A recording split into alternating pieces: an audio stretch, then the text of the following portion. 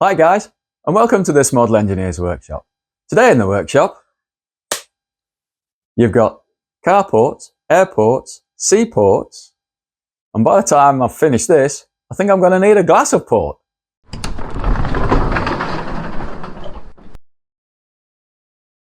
Hi guys, I'm the chef. Today in the workshop, we're going to be marking out the cylinder blocks for the ports and getting the ports cut. So let me bring you in a bit closer to the workbench and we'll talk through what we're going to do today. Righto guys, so once again on the surface plate, the vernier height gauge, the two cylinder blocks, as you can see, left. Just being very careful, you should never drop anything on a surface plate of course. And right, I've labelled them now left and right on the front for these rear faces and frame sides, because of course we're now going to be working on this surface where it used to say what each one was. So what we're going to do now is we're just going to mark the centre line of the bore, which is 56mm up from the frame side. So I'll just roll these over gently, and using the vernier height gauge, 56, we'll just go put a scratch mark there and a scratch mark there. Right, so that gives us the centre line of the bore. We now can tip these over. Actually, what I'm going to do first is I'm going to mark the lower line for the depth of port and the upper line, do that on both, and then we'll get these both onto their rear faces, and then we can start doing all the little lines to mark out for the ports themselves. Right, give me a couple of minutes guys, I'll get those marked up and then I'll bring you back. Righto guys, so there we are, ports are marked up. As you can you see? Yes you can see. So I've done the two limits that way and done all my marks across. I've crisscrossed the bits that they've got to come out. So now these are going to go into the vise, put the face that we know is true to the bore up against the hard joint in the mill vise, and then we'll be setting up using the DRO. These markings out are just for reference, of course, especially for someone like this. We'll be using the DRO, which will definitely be a lot more accurate than my marking out, that's for sure. There are these two narrow ones, so the two inlet ports are 5mm wide and the exhaust port is 12.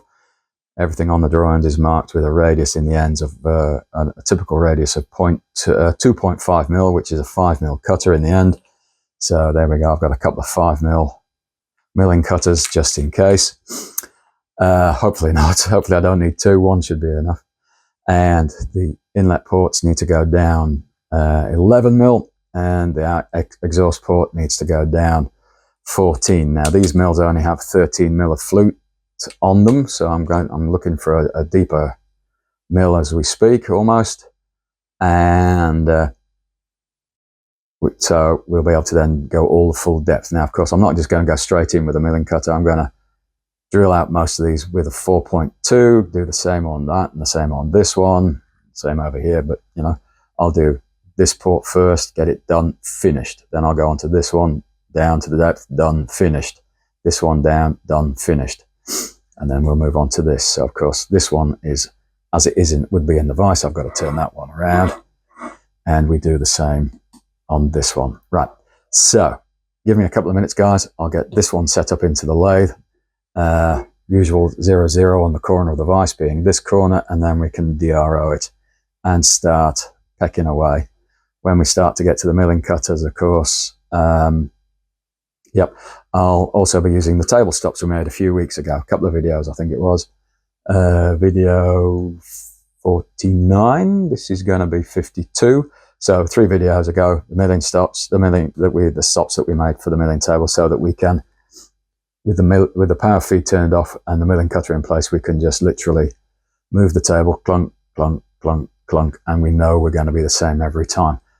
You know, I will be setting up on that center line, of course, for drilling the holes to remove the majority of the material. So the cutter just has very little to do, and we just take light cuts and we go down, down, down, down, down. Sounds easy. Okay. Never done this before, so it's getting exciting. All right, guys, so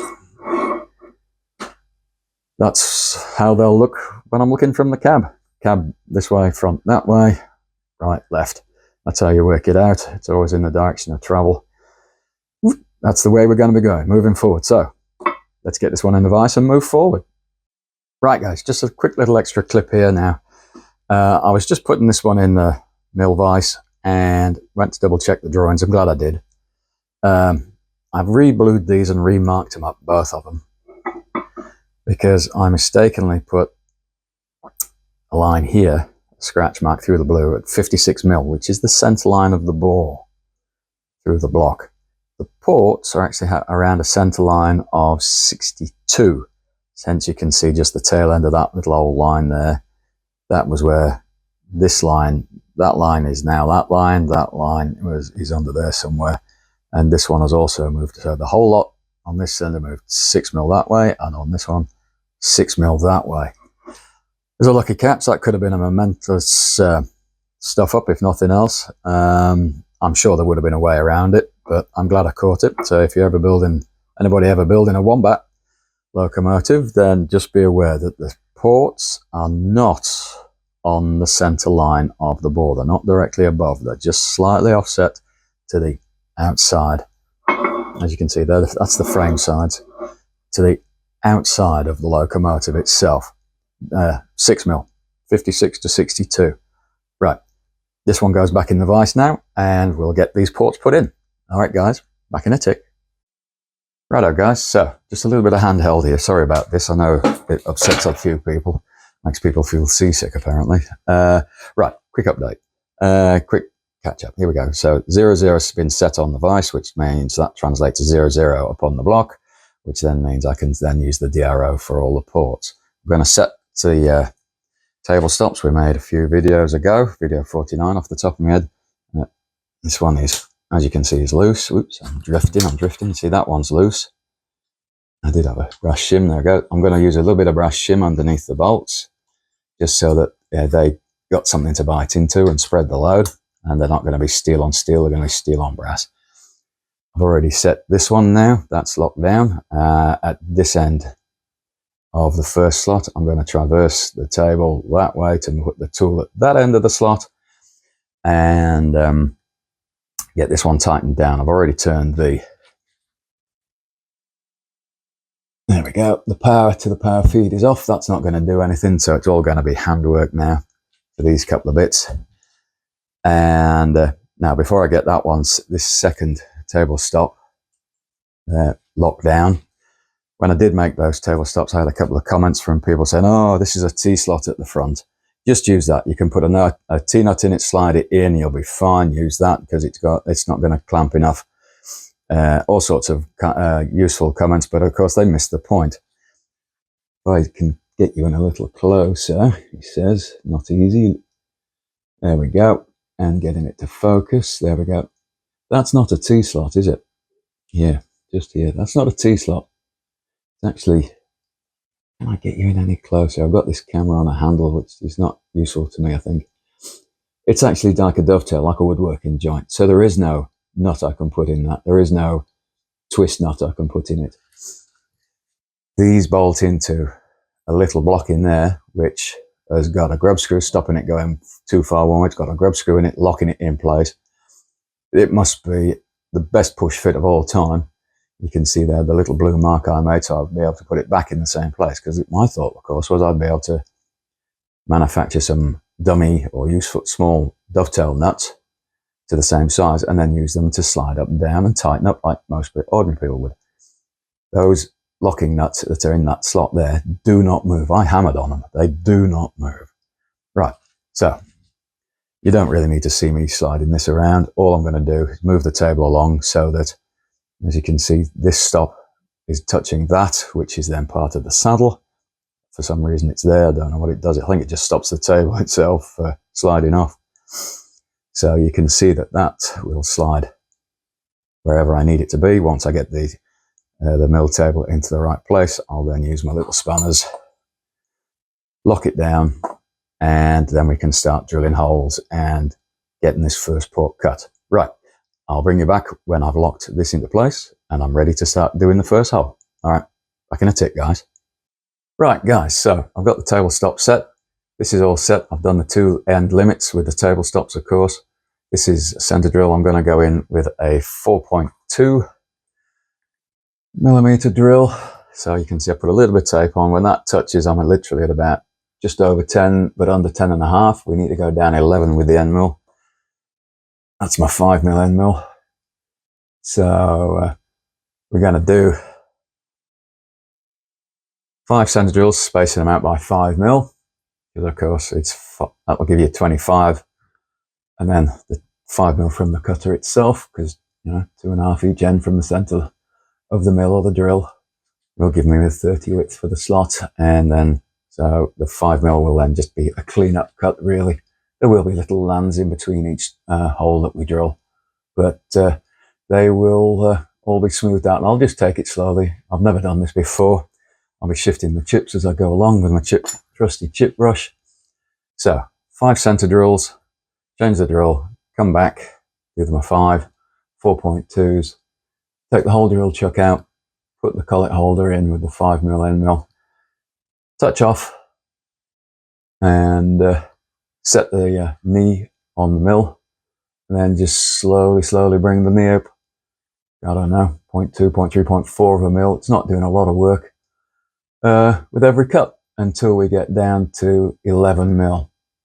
Right, so I'll do the first couple of these live, and then I'll speed it up and or edit it out probably, and I'll bring it back when I get the 5 holes all the way to the depth, and I'm just about to start the end milling. I'll bring you back then. Just let me show you the first one anyway. Here goes. Gonna get noisy, guys. Hang on.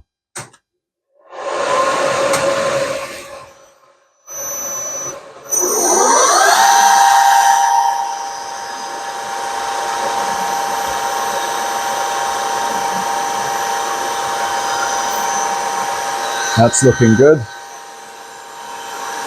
Move the table along 5mm.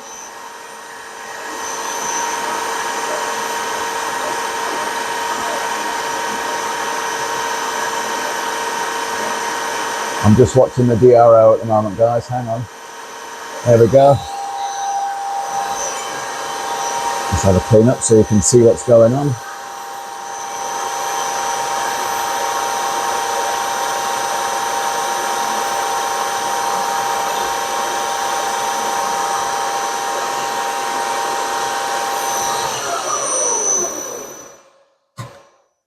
There we go. So I'm going to keep doing that till I reach the end of the slot at this end, and then I'll use the drill all those out again, and I'll bring you back when we're ready for some milling. All right, guys. See you in a couple of minutes. Quick little update. As you can see, all the center drills are done. 1, 2, 3, 4, 5, 6. So, right, change out the center drill now and start drilling the holes to the depth. Here goes. Well, I'll bring you back when I've done them. Right, guys, so as you can see, 6 holes now, all roughly to the same depth. We're using a bit of tape on the drill. The mill will clean the bottom out, and if we go a little bit deeper, it doesn't really matter. As you can see, there's a lot of meat here, a lot of meat, so we could have gone even deeper, and it wouldn't have made a hoop, really. I'm just following the drawings when it tells me 11. Now, I've raised the table and touched off, pretty close. So what we're going to do now, power up, raise the table up to the 0 mark, put on a cut, and then traverse the work that way till we hit the stop.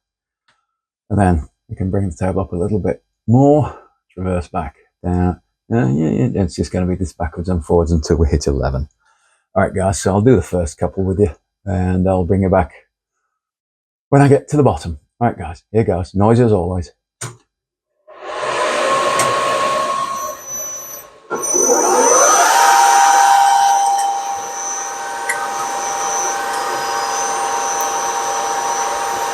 Should be getting close to touch off.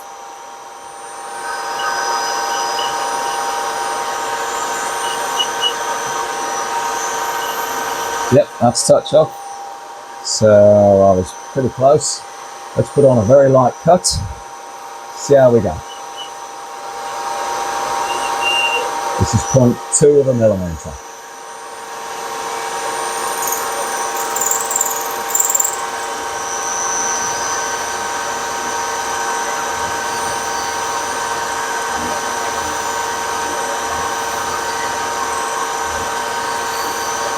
That's going actually very nicely.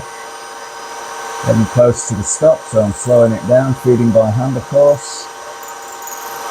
And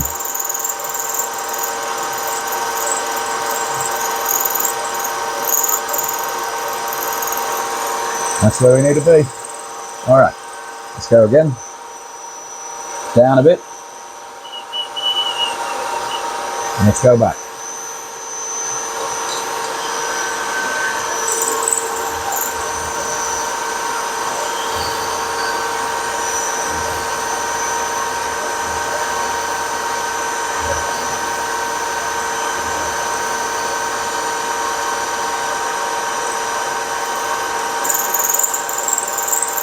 Getting close, and that's where we stop. All right, I'll just raise that cutter so it's not.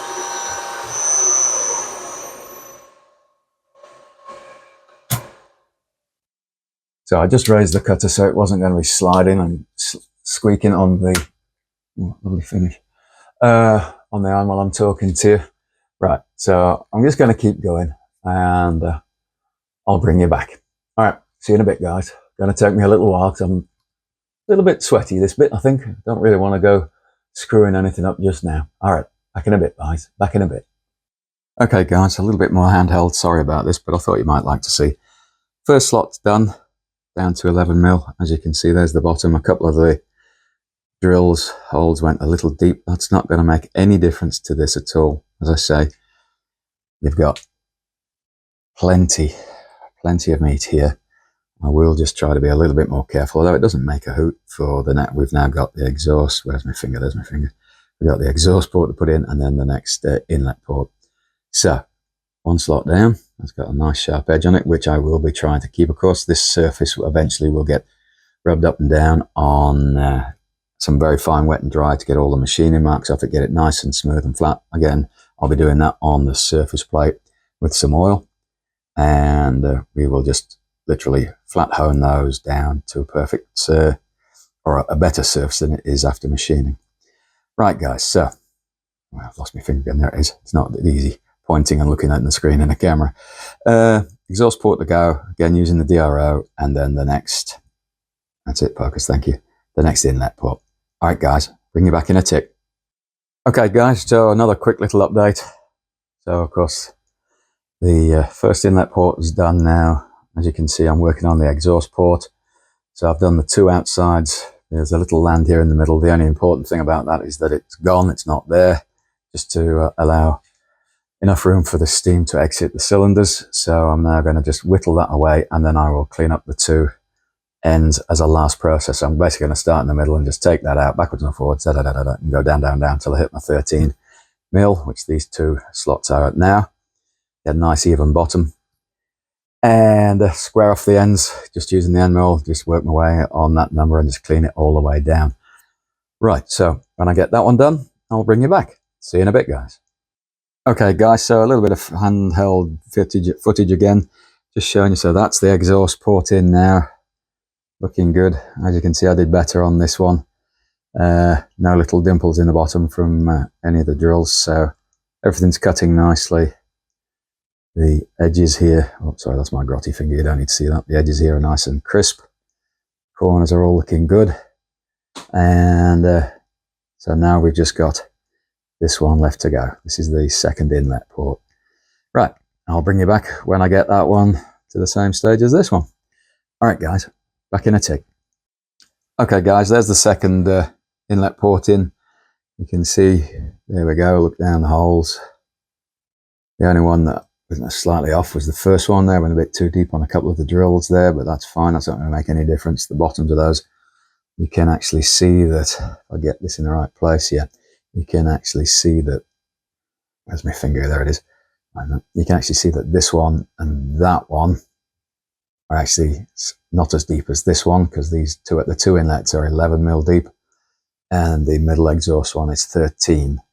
The drawing shows 14. I can't find a 14 mil, a 5 mil flute with a 14 mil long flute on it, so I'm not going to worry about it. It's not going to make much difference.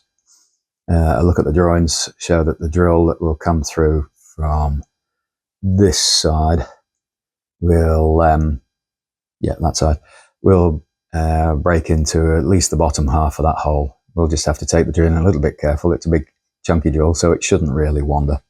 The rest of the cast iron that's all in this bit here will act as a guide as we drill through. Right, so that was a nice little couple of hours. The vacuum in the shop vac did sterling work, as of course you can imagine you're working in deep narrow holes, so you can't really see what you're doing. So every couple of cuts I went down, I ran the vacuum and vacuumed all the swarf out, just to make sure that the cutter wasn't ploughing its way through too much. And yeah, I'm really pleased with those. They're nice. Yeah, they feel really good. Edges have still got a little bit of a burr on, but as I say, this whole surface will eventually get honed off on some wet and dry on the surface plate with a bit of oil on it, and we'll get that almost to, won't be polished, it doesn't need to be polished, but it needs to just get rid of all the machining marks. So we're probably going to end up taking, what, 0.1 of a millimetre off if we're lucky. Right, now I'll get this one out of the vise, get the second one in, and next time you see these slots, they'll be on the workbench, and we'll bring this video to a close at that point. All right, guys, see you in a bit. Righto, guys, so I've got a little bit more handheld here. Sorry for this, but there's no easy way to get the camera in that close. I'm on a fairly high zoom as it is. So here we are. I've got the right-hand cylinder block in the machine now, and I'm just about to machine the last port. But yes, we all make mistakes. Here I made a little one. It's nothing too serious, I hope. Anyway, you can see that I was a little bit overzealous here, turned the dial the wrong way. So just a little bit down, it was probably on the second cut, I came too far out. This is the exhaust port, of course. So it shouldn't really make too much of a problem. I hope not anyway. I'm not going to scrap the whole block because of it. Yep, so I just went a little too far in that corner. It was only about, as I say, about a mil down. You can see there the depth. Sorry for the handheld. I've got no easy way of otherwise doing this. But yeah, that's nothing too serious, I hope. But we'll find out when we get to that point of steaming this loco. So last port to go now. There we go. And when I get that done, I'll be back on the bench. So I'll see you in a tick. See you in a bit, guys. Okay, guys. So there we are. The right-hand cylinder block has now got its 3 slots in it, including the little mistake that I just showed you. I've left that in the mill vise at the moment because it's set up with the 0-0s like we always do for the next operation. So I'm not going to take that out. I only just have to reset it. Let me just spin you around a little bit, and you can see it over there. It's on the mill. I'll zoom you in a bit as well. There we are. Let's have a look. Try and get this from wobbling. It's taking a little bit more control than I think I've got at the moment. Oh, well, that'll do. There we go. So I'll get my finger in like far off in the distance over there. You can see the right-hand cylinder block with the 3 slots in it. As you can see, the frame side is towards me. And so where's my finger coming in? So the rear of the cylinder block is on this side. Right, so give us a tick and we'll bring this video to a close. All right, guys, back in a second. Righto, guys, that brings today's video to a close. All the ports are in both cylinder blocks. Yeah, that was a bit exciting for me. I've never done that kind of thing before. So milling out deep slots using a very smallish end mill and a 5mm end mill, going into 11mm deep slots, or a 13mm for the exhaust ports, of course. Everything went well except for that one tiny little mistake, which I don't think will make any difference because it's on the exhaust side anyway.